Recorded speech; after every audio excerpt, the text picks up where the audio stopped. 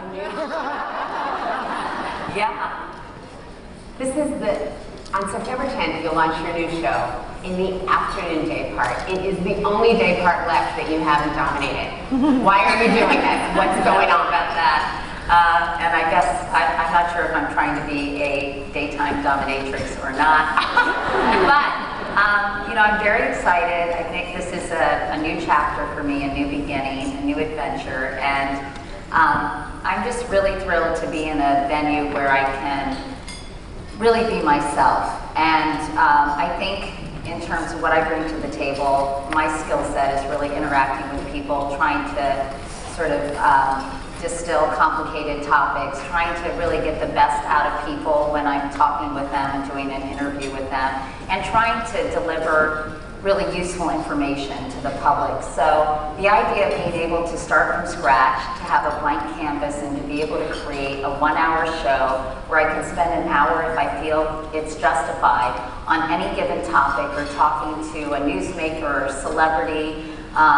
It's just really exciting for me, and the idea that I have sort of, I want it to feel like a community, very much like you guys are a community. I want it to feel like an inclusive conversation with a lot of different points of view, but most importantly, I want to respect the audience, because I feel like there are a lot of smart women out there who aren't really finding enough fare, really anywhere sometimes on television. I think a lot of subjects are getting short shrift. Clapping. I think we should hear a bigger round of applause for that. You know, I have really smart friends who are very engaged and interested and curious, and sometimes I just don't know if they're being served quite enough with the current fare that's being offered. That's not to say a lot of people aren't doing great shows that are really fun to watch and interesting and entertaining, but I think there's always room for more, and always room for more smart conversations about a whole wide variety of topics. And I think, you know, the idea of flexing my muscles and being able to explore, you know, do an hour interview with someone like Hillary Clinton about her role as Secretary of State and what she's learned along the way, doing something on military suicides, which happen at a rate of 1 a day, you know, and post-traumatic stress, and what is actually working, and are we serving our veterans as well as we should be. But also doing fun topics too, and you know, we're doing a whole show on hair, which I think is going to be sort of fun and interesting. Oh, you like that down there, all right. And so, you know, sometimes we'll do lighter topics, sometimes more fun. I have you know, I think because of my personal life experiences, you know, I've learned a lot along the way, but I feel like I still have so much to learn. And whether it's raising teenage daughters, which is, as you know, really difficult, or caring for an aging parent, which I'm doing with my own mom. My dad passed away last summer, and so, you know, my siblings and I are trying to do our best with helping our mom. You know, to over-parenting, that's my new obsession, sort of this whole notion that we're all doing too much for our kids and raising a generation of really young people who don't have enough of a sense of purpose. So I'm kind of interested in that topic, and cultural trends, and how technology is affecting our relationships. You know, the fact that 1 in 4 couples over the age of 50 are now divorcing. I think it was 1 in 10 back in the early 90s. And so that brings up the whole topic of, you know, creating a new life for yourself after divorce, or, you know, after you become a widow, as I became when I was 41. So, you know, there are so many different things that I think we all kind of are interested in, even if it may not be happening to us personally. I think a lot of people can relate to the topics we're going to be exploring on the show. Well, I mean, you're mentioning everything from PTSD to widowhood, and the multimedia format that you and I were discussing backstage, and the way you're planning to use social media. Do you want to talk about that a little bit? Because I think it's pretty innovative. I mean, it's really built in. Well, I think that you know, I feel like social media, I can't even call it new media anymore, but social media obviously is here to stay, and I'm someone who comes from traditional media who's really tried to embrace it, because I started doing it when I was at CBS, because, doing the evening news was really a privilege for me, and I felt very honored to be sitting in a chair that was once occupied by Walter Cronkite. And, so I was, absolutely thrilled. Plus, I thought it was a very important symbol, not only for young women, but for young men, to see that a woman on her own could do that job confidently.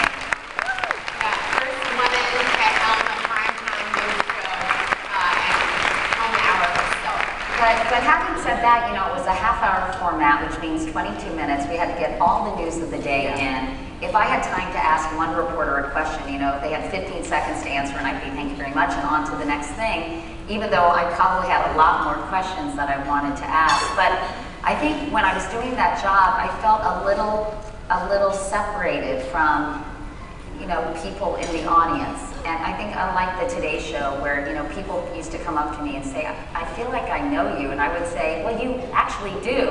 You've seen me have 2 kids on TV. You've seen me lose my husband to cancer and my sister to cancer. You've seen me in situations that have been very difficult in terms of interviewing people who've gone through, experienced tragedy. You've seen me fly across the plaza as Peter Pan. I mean, you've kind of seen all sides of me. And so you really do, but I didn't feel that connection when I did the evening news with people, because it was so, people, when they first started watching me, I think they thought I had a lobotomy or something, because I never smiled, and I couldn't really be that animated, and I'm kind of a naturally, as you can tell, animated person. And so I started doing Twitter because it was really fun for me to hear from people. And then I started doing a web show, a web-only interview show once a week, because I could have this kind of experience and this kind of interaction and pick the subject I wanted to talk about. And it gave me it was very creatively liberating in a way. So I really enjoy social media, and I think I don't understand when people in my business aren't kind of jumping in full, feet first, because I think a lot of people are just a little uncomfortable with the whole notion. But when I think about, Lisa, how much television news has changed since I started doing it in 1979, it is just amazing. I mean, it's amazing. I don't know if you all saw the clip where Brian and I are talking about the internet. It is so embarrassing. But it was in 1994, we're like, what is this internet thing? What does that A thing mean? I'm like, I think it means about, I don't really know, and we sounded like such idiots. But I think most of you probably wouldn't have answered that question very well in 1994 either, maybe, unless you, So, but I really want social media to be a part of this new show. I don't want it to be an afterthought. I don't want things repurposed on the website. So we've created a website which is a standalone, very vibrant place where people can go, and it's going to just get bigger and bigger, we hope, where we can hear from people. We can put all sorts of different things on there, whether it's clips from the show, but it might be an article that I find interesting, or what I'm wearing that day, or who made my shoes, whatever. And where it's a really fun, vibrant place. And we're also going to have two seats for female bloggers at every show.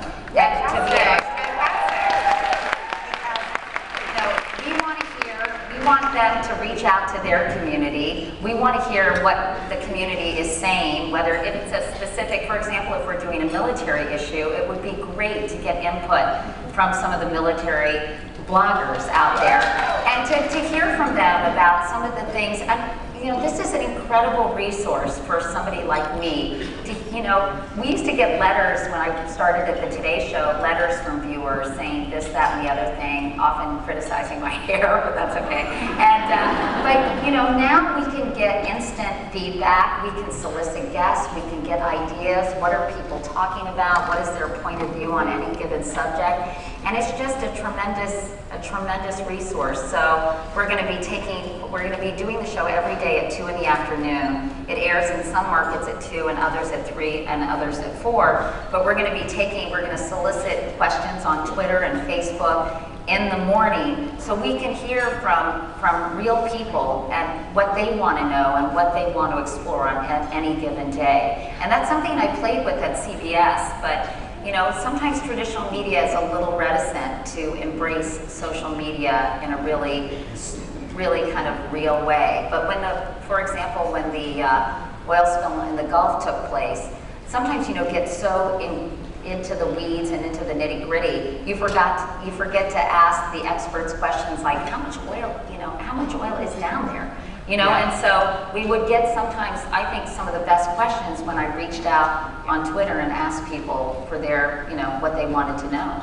Yeah, you really did use Twitter a lot when you were at CBS, increasingly, and you've been very active on both @Katie Show, and is @Katie Show where people should suggest story ideas? Yeah, volunteer them? Yeah, or just @Katie Couric, but @Katie Show, if you tweet us and you guys want to come and be a part of our studio audience, either as somebody who has a blog or just somebody who wants to come see the show, you can go to @Katie Couric to our website. But if you want to, I think there's no way to kind of record that right now. So if you just want to tweet the @Katie Show and give us your information, we can start getting people involved. And we're doing test shows next week, which is really exciting. They just finished the studio. I think they still have a few kinks to iron out, but it's really exciting. And it's 140 people in the audience.